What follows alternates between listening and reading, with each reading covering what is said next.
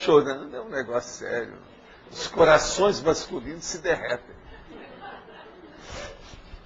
Ainda mais aquela que mexe no queixo. Assim. Você vê em Hollywood, o negócio não é fácil. O negócio não é fácil. Uma coisa, tem umas cenas, por exemplo, da Ingrid Bergman, quando ela começou no cinema lá em Hollywood. É impressionante o modo dela, a sedução que ela mostra dentro do processo. Isso aí é impressionante. Tem mulheres dessa muito invejáveis, que a mulher pode ser. Mas fala. Professor, partindo da premissa, né, que possessividade é uma doença, né, é uma patologia, egoísmo, né, está dentro do egoísmo. Eu queria entender um pouquinho a insônia, que você falou agora mesmo, né, insônia é uma como coisa uma correlação que do pega egoísmo. bilhões de pessoas, não é Sim. milhões não, parece que são bilhões. Dos 6 bilhões, deve ter 1 bilhão aí que sofre de insônia. Depende da época da vida. Agora, tem uma opção de causas. Agora, essa causa que eu estou falando é uma insônia específica da pessoa que não está satisfeita, às vezes, com as possessões dela, ou as posses dela. E tem disso. Pensa só nisso. Você vai entender. Entende? Ela está ávida, mas a ganância dela ainda não foi satisfeita.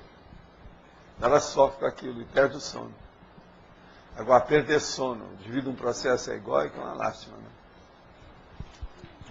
Tinha que pensar nos outros.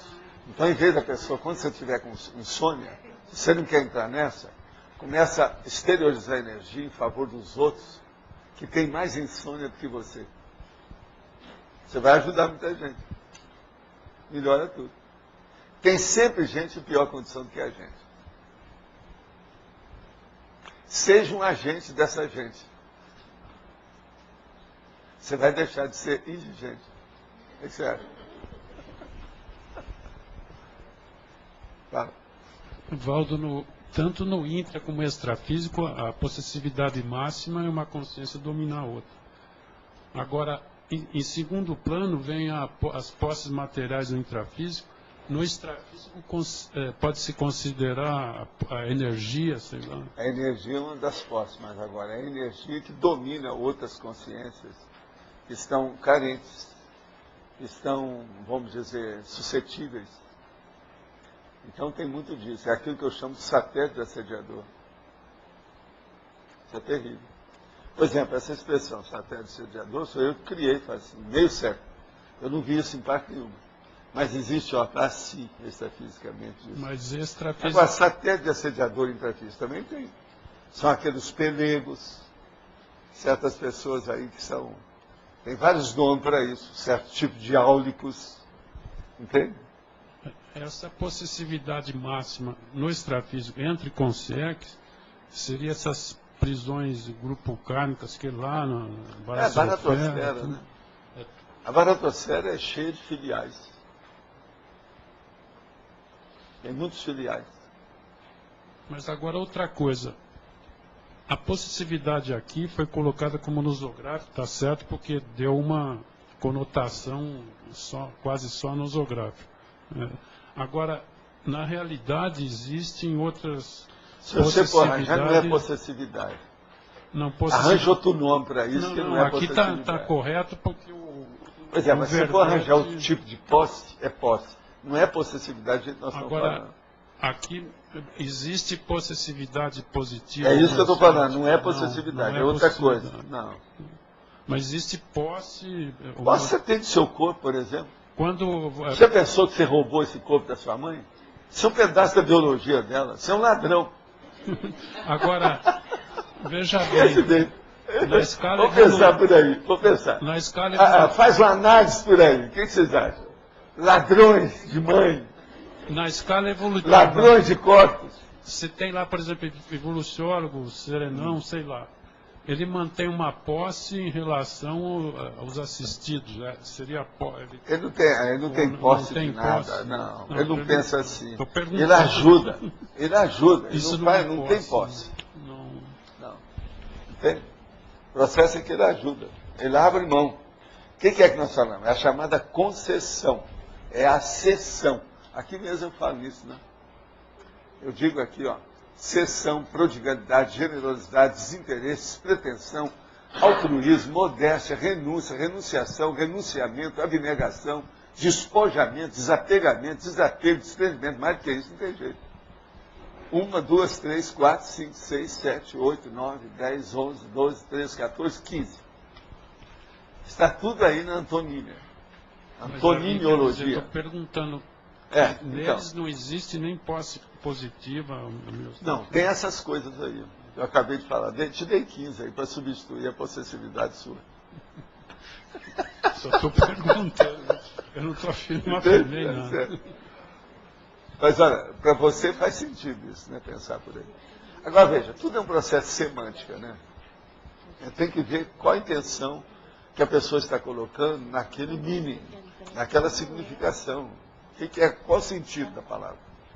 Professor Valdo, na OFIEX, quando os mega-sediadores mudam de lado, aí eles desistem da vítima e deixam de ser... Não, pelo contrário, eles vão para ajudar aquelas vítimas se tornam assistidos deles. E eles se tornam conscientes como assistentes. Mas aí eles deixam de querer a posse da vítima. Não, isso já acaba logo, tem que acabar. Senão, como é que ele vai fazer? Como é que ele vai assistir uma pessoa com possessividade? Não tem jeito. Agora, o que se passa? É uma mudança muito radical, mas quase sempre a pessoa consegue isso. Por quê? Ela viu tanta coisa antes, que ela tem experiência. Entendeu? Aquilo ajuda. Ela viu o quê? Tanta coisa como? Tanta coisa que ela perseguiu os outros, que ela possuiu todo mundo, fez o diabo. Então ela já sabe como é que é. Então ela sabe onde é que ela tem que calçar, onde é que é o furo, onde é que é a doença. Porque ela provocou aquilo tudo. Ela é doutora na doença. Então agora ela tem que arranjar um jeito de melhorar essa doença. Então, geralmente, essas consciências, quando elas viram, elas saem vitoriosamente do processo, em pouco tempo. Muitos que eu já vi conseguiram. Agora, num caso de desassédio, tem como a consciência assediadora ir embora se a vítima não mudar a intenção? Tem, porque às vezes tem uma terceira consciência que entrou, um poder maior, que se levantou. Ela às vezes até se interessou pela outra e deixa aquela para trás.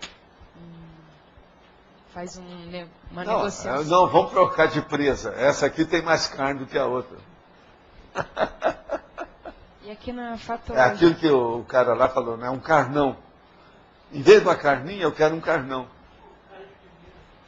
Carne de primeira. A outra é carne de pescoço, não sei. Na fatologia, na Essas linha... coisas tudo existem, inclusive de sexo. 3, 4, 5. Na fatologia, na quinta linha, tem assim, a ideologia da posse. Sim. Essa ideologia que pode ser, por exemplo, política, afetiva, Tudo, religiosa. de todo é jeito. isso? É aquilo que nós estamos falando aí. Por exemplo, a ideologia da posse do soma, seu corpo humano. Qual a ideologia que você tem disso? Qual a ideia disso? Qual a doutrina? Qual o princípio? Qual é o corpo de ideias que você tem a respeito do soma? Qual o corpus do seu corpo? Outra coisa, toda pessoa que é muito possessiva, ela sempre tem concener ligada a ela? Possessiva, assim? Se é possessiva, precisa de ver, porque se ela é uma mega assediadora muito grande, o próprio assediador grande tem medo de chegar perto dela. Então ela tem uma posse universal da situação. Ela tem monopólio. Então, o possessor monopolizador é o pior que tem. São esses, às vezes, aqui em matéria política, por exemplo, dominam muita gente durante muito tempo. Ditador, assim, né? E outras coisas mais.